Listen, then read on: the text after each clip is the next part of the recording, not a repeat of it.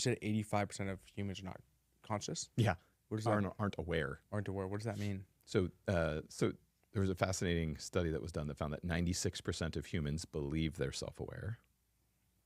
Right. Mm-hmm. Same study found that only about 15% of the population is actually aware. Self-aware, Self-aware.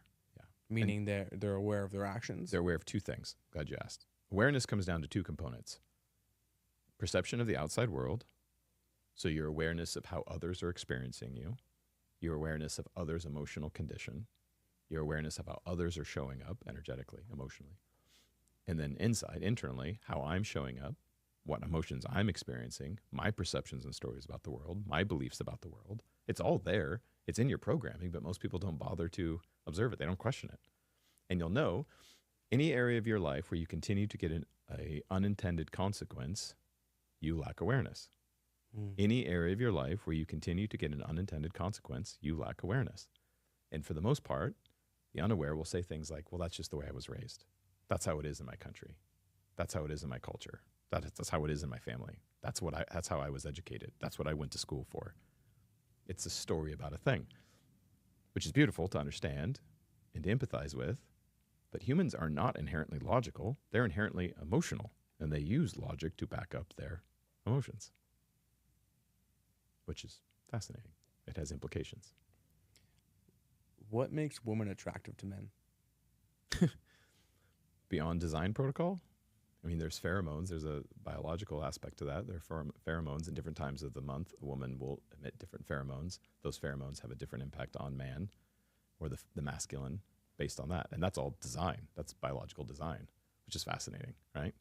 So the closer they are to ovulating, meaning the more likely they are to be able to give birth, the more likely they'll be found more attractive because they're releasing a pheromone that makes selection more agreeable, which is fascinating. Also problematic if you're in the hookup culture, because there's a good chance that that sexual attraction, especially if it's very deep and driven by a biological urge, is probably tied to a design protocol to procreate, which might have unintended consequences.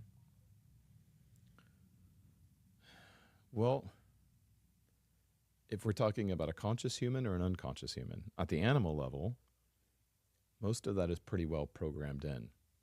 Men, the masculine, likes the chase. It likes the hunt. It likes conquest. So at a very low level of consciousness, animal behavior, that's it. Also, by the way, you don't actually have to be that attractive of a woman. You just have to be the most attractive woman in that circle. We know that statistically. It doesn't meaning it's more about what are the other opposing options. So you could be, it will say not that physically attractive, whatever subjective that reality is. But if you are the most attractive of the group of women that are around, or you're the only woman around, you still have a very high chance of mate selection simply because of the design protocol. So, but that's low level of consciousness.